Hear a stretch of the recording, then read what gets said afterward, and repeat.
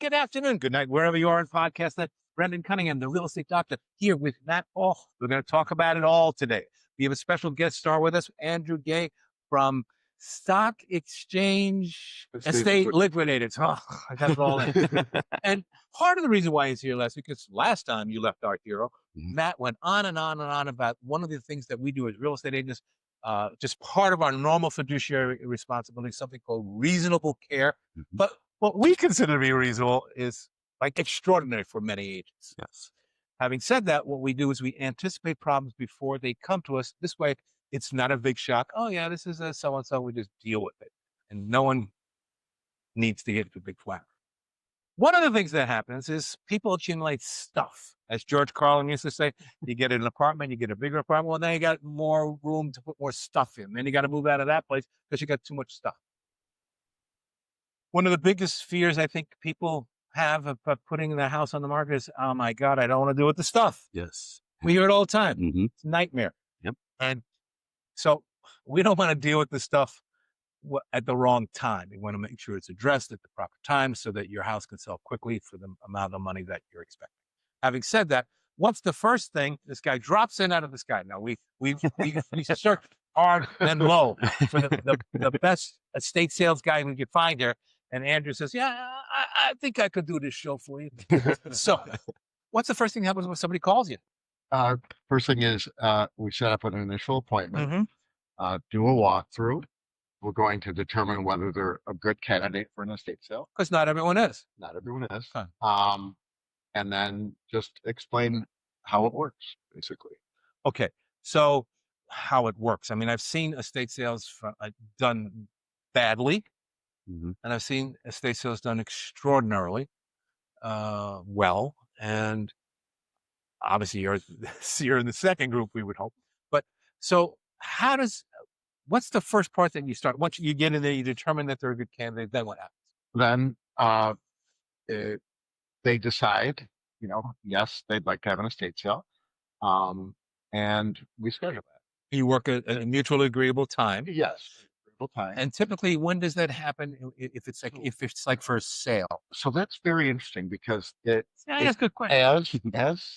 Wait, you see this guy's I think because of, I mean, Go ahead. we are adjacent to the real estate market. So I sort of see how things operate. Exactly. So, I mean, in the last couple of years, we are booking out. We used to be about 30 days. Now it's like 60 to 90. Exactly. 6 to 8 weeks. Yeah. Usually. See, that's why I asked. Yeah, absolutely. Because things do change. And it really, I mean, we can do comfortably 2 sales a week. Okay. I have done. I think you got a couple of sales coming up this weekend. Oh, absolutely. Yeah. 3. Excuse me. But that's 2 of our own sales, and then a sale where we offer a service helping others do their own sale. Oh, really? Oh, yeah. Great. That's a sale generally that we don't take because there might not be enough dollar value to make it work. Gotta be worthwhile. Yeah. Exactly. For everyone. So we call it a friend sale. So we're doing 2 of our own and 1 friend sale. But it's really, it's very frustrating in my business to not be able to accommodate someone, especially if it's a really wonderful estate. So I try to urge people to call us get us in as soon as possible. You don't have to sign anything. You don't have to commit to anything, but at least we can give you some direction and some input. Right. So you get a date established when you can do this thing. And then there's a lot of stuff that goes on. Like you got to tag everything. Okay. Right? Well, so I come in with the crew. I have 6 or 8 people. Oh my. We come in usually on a Monday or Tuesday for a sale that is to be conducted that following weekend, Friday and Saturday. Isn't this interesting? I'm sure you wanted to know how it works. Yes, yeah, absolutely. Yeah. So, and we set everything up, display it. Monica and her mom are both on. He's pointing to Monica, who's off screen. Oh yeah. You could do a walkthrough. Oh yeah. So anyway, she and her mother sort of alternate. They take photographs once everything is set up, and then myself and a few different people, the same people usually, always, go and price everything. Okay. I price obviously the most, valuable things only because I've been doing this for 35 years. And, although it's, You see how he slid that in there? Yeah. well, no, I mean, well, that's true. Yeah. But it is very interesting that, the things we're looking up today. So you've seen things change over the years. Oh, absolutely. Yeah. I mean, the days of looking up depression glass patterns are gone. They don't want it. Oh, the red glass. Yeah, glass. right. So now My ex had it. She had a it's blue glass. games, it's electronics, it's toys. You have to constantly be doing research, right? Clothing is a big seller. Clothing is a big seller. My wife has a Poshmark store, and I'm amazed at how fashionable it's become for well-heeled people to buy on Poshmark. Oh, I mean, and It's a thing. we sold a vintage Hermes Kelly bag for $5,000. Wow. That was bad.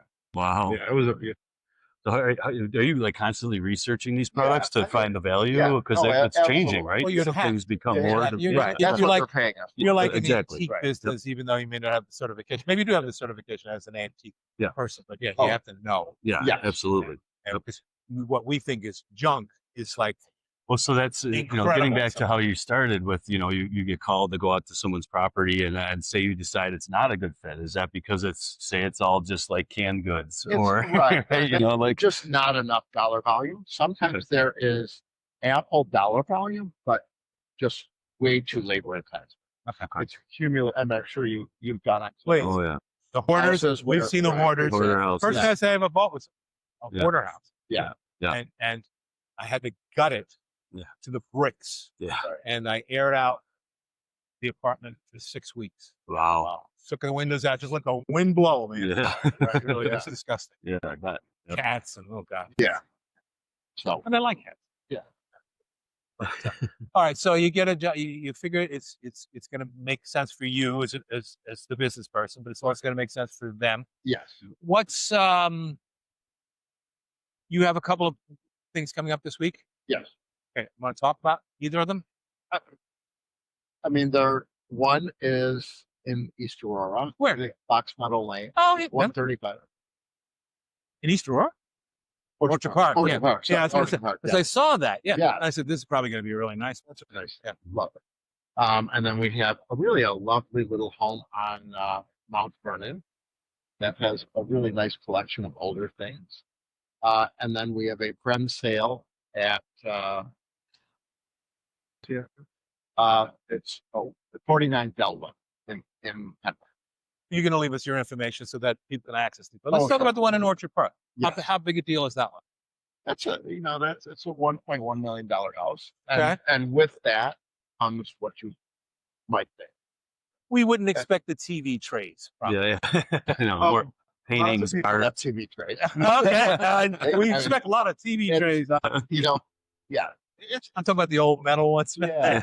It's very interesting Remember how them. similar people's lives are. Like kitchens, especially. Like everyone has, their grandmother's spatulas that might be Bakelite, along with their own things. It's very fascinating.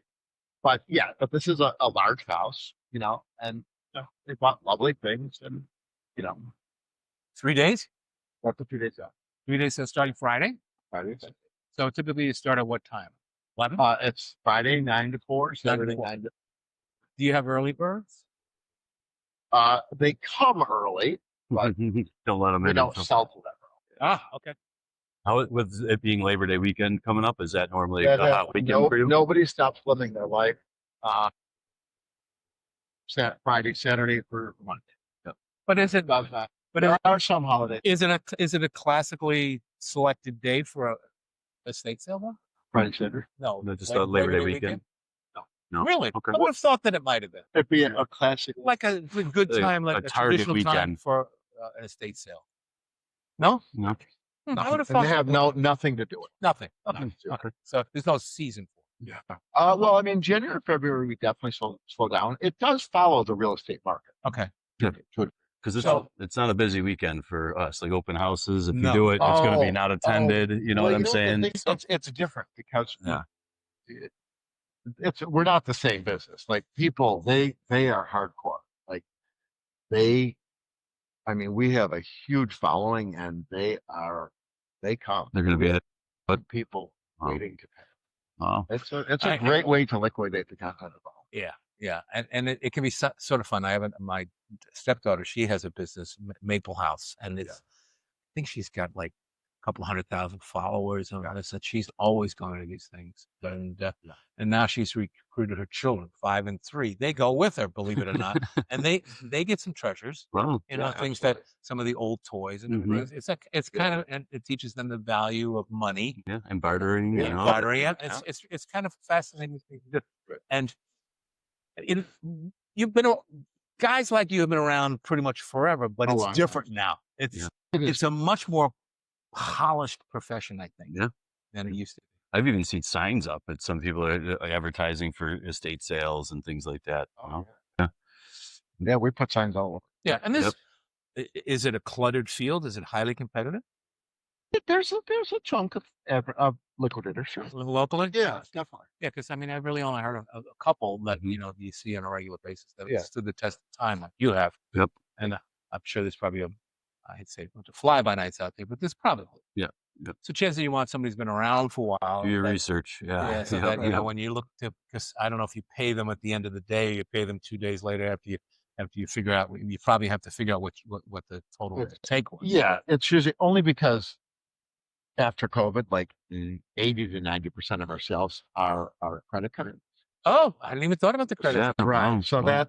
So that we use Flagship. They're like the second largest processor, and they put a 3-day hold on the funds. So, and Saturday becomes Monday. So the funds are in our account by Thursday. So then what I tell my clients is, you get paid essentially with it. Okay. Well, then that's fair. You tell them up front what it is. Yeah. And there are mechanical things that I had thought about. Yeah, processing fees. Sure. All that. Yeah. Yep. Credit cards, that changes everything. Absolutely. That's great to know that you offer that. You know, I would think a lot of people would go to the ATM before they go and and not assume that they could use a credit card.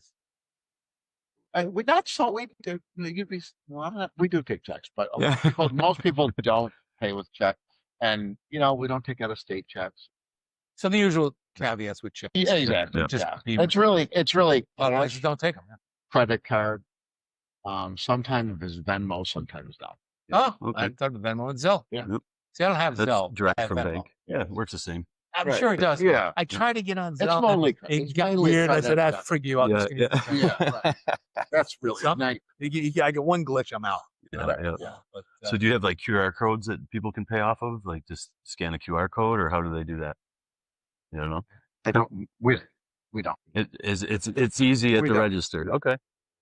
Yeah. not QR codes. We don't do that. I don't do QR codes. Yeah, really. We're working the devil anyway. Venmo and Zelle are probably that's good more enough. up and That's coming. good But it's enough. really not. That it's more labor intensive and time consuming than we really can afford. But on occasion, people they don't have a credit card with them or whatever. We've just talked about 3 things that could not have been discussed 20 years ago. Yeah. Right. Seriously. Venmo, Zelle, and QR codes. Yeah. Yeah. It's a brave new world. But it is Changing fast. Well, Right. yeah, and the way you do business has changed. The way we do business has changed. Yeah. But the one thing that I think has not changed, at least for us, is we have to anticipate these kinds of things happening. Yep. And we don't want to just decide to do it at the last minute. No. These things take time, and we now know it takes more time than it used to. Yes. Yep. Okay. Absolutely. So- Yep. And it's good to know too, if you are going to, if a client, say you're sitting down at a listing and your client's talking about an estate sale, that's the point when you get them to start talking to you, because, if you are 6 to 8 weeks back, that's typical 60-day close is 8 weeks. They may not even have spoken. So They may not even yeah. have spoken to a real estate agent yet. yeah. Right, Yep. right. Yep. So, And that's probably okay, Yeah. as long as they, set the timeline they started. Yeah. If they didn't, they ask us to come in, then we'll set the timeline yes. and Yep. get things. To make sure that estate sale is done before the sale. It's kind of a chicken and egg thing. I mean, with us all the time, people say, "Well, should I speak to a real estate agent or should I speak to a mortgage person first?" Right. You know what? If you speak to us, we're going to send you to a mortgage person. If you speak to the mortgage, they're gonna probably say, "Well, you need to speak to an agent." Yeah. So it's going to be a flip flop. In your case, they could speak to you directly, or they may not know who to call, so they'll ask us, Mhm. and we'll say, "Well, there's A, B, and C. and what's your timeline? But next thing you know, there's a guy with a beard showing up. Yep. And maybe it's you. Yeah, maybe it's me. Or it's I me. never know. Either way, you Yeah, want to right. sit here, you got to have One a of beard. us will be Monica, there. you can't get out here because you have no stay over there. Yeah. Biggest deal you ever did? It was an $80,000 sale. Okay, not bad. Yeah. Okay. It's a good plan. And let's Yeah. talk about the kinds of returns that a typical seller should expect. I mean, will they make 50 cents on the dollar, 20 cents on the dollar, 10 cents on the dollar? I mean, Well, yeah, it's so that's. because obviously we're selling I don't used think stuff. they don't have like they don't. My clients are almost always happy with the final total because they're not calculating. Like You know they're not what? calculating the gross total of the cumulative total of the lawn and They're just garden, having to the get art rid of it. work, Yeah. Oh yeah. Yeah. So it's usually very favorable. I mean, things add up pretty quickly. Okay. Like probably number one sort of response is, "Wow, I didn't think it was going to make that much money." That's great. Okay, well, that's a good. Yeah. Well, and again, above and beyond the Call of Duty, it's never about the money. Typically, it's like Yeah. you Well, it's a service. you got me Convenient. out. Right, You yeah, got me out. absolutely. Just Yeah. the thought of going into the basement. And, Oh, Yeah, no, yeah. exactly. Or if you donated everything, you get nothing. Right. That's So at least appropriate. if if you're getting a little bit of something, it's moved for you, it's cleared out. That's a big piece of and mind. it's so hard when you look at people and you know they're just trapped by their stuff. Yeah. And you say, you know what? One phone call, we can get you untrapped. Yeah. And you don't really have to do very much of anything except pretty much get your check at the end of the run. Yep. Right? Because you do it all. You do the bagging, the tagging, and to carrying it out and all that stuff. Do they have to even be there that day? No. No, they don't have to be there. No. So go to Niagara on the Lake for the weekend. I don't know. Yeah. And Is there ever a situation where part of the belongings are for sale, some are not, and you have to like sift through or either get stuff all into one Well, room? yes, it is the client's responsibility to really remove or consolidate anything they want to keep. Now, Okay. that might not be a break front. That's not going to get accidentally sold. But if Yeah. they can pick it up, You move it. they might bring it to someone and say, how much is this? So anything small needs to be removed or consolidated before Okay. we come in to do what we do, and Okay. that's set up. because otherwise it gets confusing for the consumer. Yeah. Oh, I thought Yeah. it was for sale. He's got it here. Blah, blah, blah, blah. Yeah, and especially if the owner's not there, that you Yeah, want to make yeah. it cut and dry. Yep. It's never really an issue. Yeah. Good. But things that shouldn't be sold don't usually ever. Oh, good. Well, Andrew, you supply a very, very valuable and necessary service, something that our clients are looking for all the time. Yeah, I get asked several times a year for Yeah, the sales, so and this is and great. you get to be a hero. You get to be probably bigger hero than we do. We're really the guys that says everything. Yeah, just seeing the look on people's I faces couldn't be a hero When they- without my crew. when they Yeah, don't have the there you stuff. go. You know what? Amazing That's crew. true. I really And do. we It's the couldn't be the difference. heroes if we didn't have our crew. Yeah, yeah. Right? We have a Yeah. whole army of people that are working for us behind us that you don't even get to see. Yep. And they just make things seem easy. Yeah. That's why everyone wants to go through. It looks so easy. Yeah. A freaking army of people. Right. Truly. Yep. All right. Okay. Thank you. Thank Andrew, you so much. thank Really you for nice coming to on. meet you. Yeah, thank you. Thank So you for how, your wait, time. how do Appreciate they get a hold of you? Do you have phone? You have phones? Oh, yeah. Yes. Propane phone or something? 716-432-8890. 432-89. No, 8890. 432-8890. Okay, great. 716. And I really try to always answer my phone. You know what he does? He picked the phone up twice together, and he didn't know who the hell. I like that's talking great. on the phone. Yeah, good. Not like most these days. know, yeah. I know. Hit it with our little mantra. What is it? Yeah. Oh, Please that- like, follow, subscribe. Thank you for tuning in. Let us know if there's any questions we can address on the show. How could you not love this guy? See you next week. Thank you. Happy Labor Day weekend.